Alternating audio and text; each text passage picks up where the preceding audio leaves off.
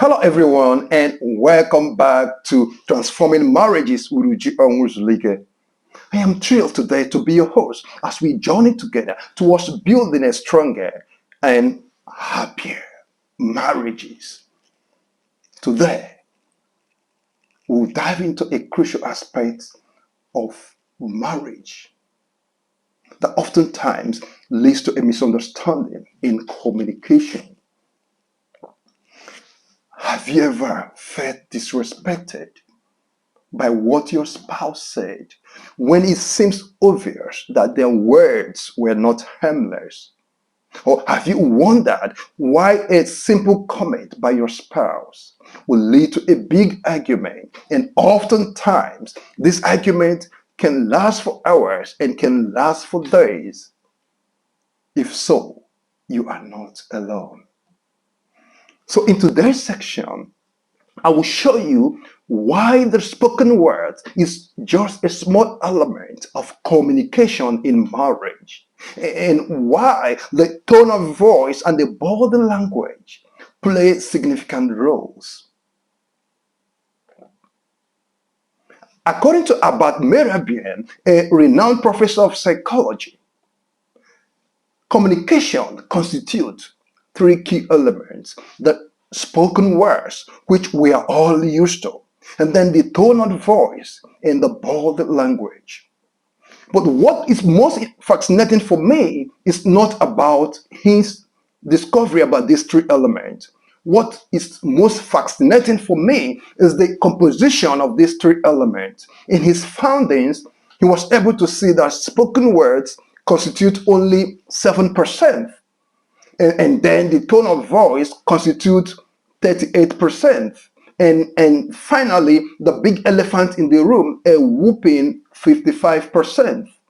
And what does that show? That goes to show that your spoken words has a little impact, right? Your spoken word, right, it's not something that will cause a big issue in your communication. And because we are unaware of this, we tend to feel, because we have just said something and we felt that what we said was right, or what we said was harmless, and we begin to wonder why what we have said was a big problem to our spouse or to our partner. So the spoken words are essentially what we say to your spouse, right? And then your tone of voice is how you say what you say to your spouse, including your pitch and your emotional tone. And then your body language comprises of your facial expression, your gesture, your posture, and generally your body movement. So what happens in marriages is this: when you say something to your spouse and they react immediately, you begin to wonder, why are they reacting? But I've just said something right. Why are they reacting? They're not reacting because of what you just said. And this is something we need to understand. Your spouse is not reacting to what you've just said, but he or she is reacting based on your tone and your body language, which conveyed a different message altogether. Let's take, for example, you you were asking your spouse, "Oh, how are you today?" Because you felt that something could be wrong with them. And you ask your spouse, "How are you today?" And they answered you in a very cold and dismissive manner. Now, if you look at it critical, you might say that she indeed answered you fine. She indeed said, "I am fine" to you. But that is not the problem.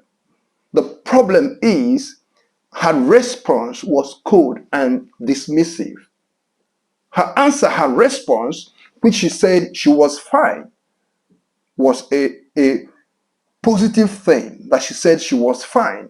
But her tone of voice gave her away. Her tone of voice simply means that she wasn't fine. And because she wasn't able to tell the husband the truth, the husband will really feel bad. Why can't my wife tell me the truth? Doesn't mean I'm not good enough.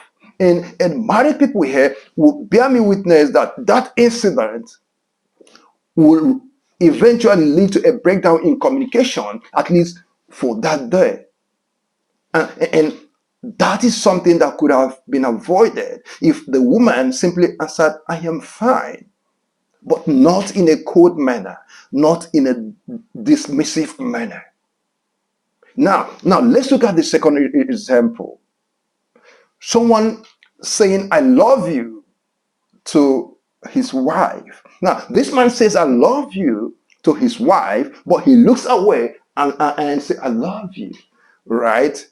Now, ordinarily, you say that this man has said, I love you to the wife. But the wife, who is a recipient of the message, did not say it in that way. Yes, you could say that the man truly said, I love you, right? But his body language gave him away. His body language showed that he truly doesn't love the wife and he doesn't care so much about the wife, because there's no way this man will care about the wife and won't look the wife in her face to tell her, oh, my beautiful wife, I love you. But looking sideways, right, to tell the wife that he loves her, that words alone, the spoken words alone, didn't mean anything to the wife. What she saw was the fact that his body language conveyed a wrong message. And of course, you wouldn't expect such a woman to be happy. A woman that the husband cannot look at her face and tell her, I love you. And this is what we usually do in our marital communication. Oftentimes, what we say to our husband is different. Our tone of voice is different. Our body language is different. When these three things are not in sync, they will always cause communication breakdown in marriages. So to avoid that communication breakdown in marriages and to avoid the misunderstanding that oftentimes ensue in marital communication, the way we can avoid it is to make sure that what we say and our tone of voice and our body language are in sync, in alignment. It is when they are in alignment that your husband or your wife will truly understand what you are trying to say. I understand what a lot of people will say, a lot of people will tell you, but what I said to my wife was clear enough. Then where is the misunderstanding coming from? The misunderstanding is not coming from what you said. What you said could be understood by anyone, even someone in kindergarten. But that is not the problem. It was difficult for her to understand because your body language, your tone of voice are all conveying a different message. So, for you to have effective communication with your spouse, you must make sure that you pay conscious effort to always make sure that your spoken words, your tone of voice, and your body language are always in sync. It is when you're able to achieve that that you have a true conversation with your spouse. And a lot of people usually say to their wife, I feel disrespected by what you say. And the wife will always reply by saying, I didn't insult you in what I just said. I didn't insult you. Tell me where the insult is coming from. Yes, you did not insult him in what you've said. The same applies to your wife, to your husband. He did not insult you by what he has just said, but the way he raised his voice, the way he yelled at you, the way he did not speak to you with love, conveys a different message altogether. That this man doesn't value me, that this woman doesn't value me. And I know that this happens because we are not told that communication is not about the spoken words. We have not been aware of the fact that the composition of the spoken word is just 7%. And what we say carries little or no impact compared to the impact your tone of voice or your body language will carry. So I urge you today to be conscious of that fact so that you will avoid unnecessary argument, you avoid unnecessary communication breakdown. These things can be avoided if you are very conscious of what you say. Make sure that you don't yell at your spouse. Make sure that your tone of voice is well controlled, even if you are angry. And a lot of times, when spouses are angry with one another, they tend to lose it. The tone of voice will always be on the high side. And whenever your tone of voice is on the high side, you are literally not communicating with your spouse. When your body language gives you away, you are literally not communicating to your spouse.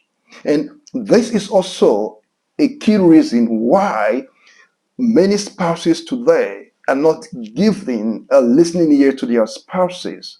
They tend not to do what their spouses have advised them to do because the manner of approach is always wrong. And whenever the manner of approach is always wrong, there's nothing you will say to your spouse that will make sense to them.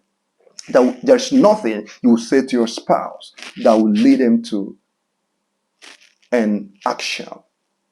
But if you want to achieve results, if you want to improve in your communication, if you want it to be effective, always pay attention to your tone of voice. And like I usually tell married people, there is nothing you cannot get your spouse to do.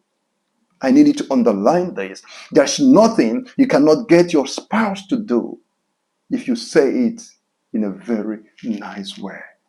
And I urge you from today onwards to learn how to say it in a very nice way. Because when you want to communicate, you need to ask yourself this key question: what is my end result? What do I want to achieve by telling my spouse A, B, C, D? Do I want him or her to really do what I'm asking him or her to do, which I believe is the right thing to do? If your goal is to get him or her to take the rightful action, then you must pay attention to how you convey that message. Tone of voice counts. I made a joke with someone the other day regarding this, and I said to him, "You are very stupid." Despite the fact that we're playing, the same man really felt bad. I can see a little bit of disillusionment in his face. I can see a little bit of anger in his face, although he tried to hide it because I was even experimenting something and I said to him, "You are stupid." He felt bad. And when I look at him, I said, "You are stupid." I said the same thing, the same message. Nothing was added, nothing was subtracted. But in the first one, my tone of voice was harsh. While in the second one, I said the same thing, but my tone of voice was loving. What does that goes to show? It means there's nothing you cannot say to your husband or to your wife.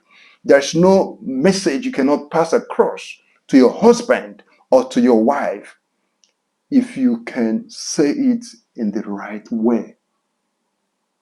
And I urge you today to start doing that.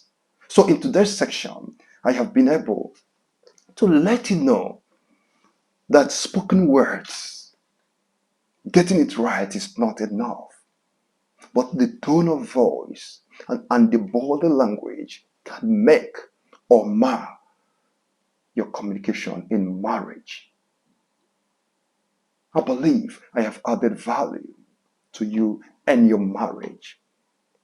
So in case you've not subscribed to this channel, what are you waiting for again? Kindly subscribe, like, and comment, and put on your notification bell so that you would not miss any of my transformative sections. So till I see you next, keep helping your spouses to be the best version of themselves and not the other way around. Don't bring out the beast in them.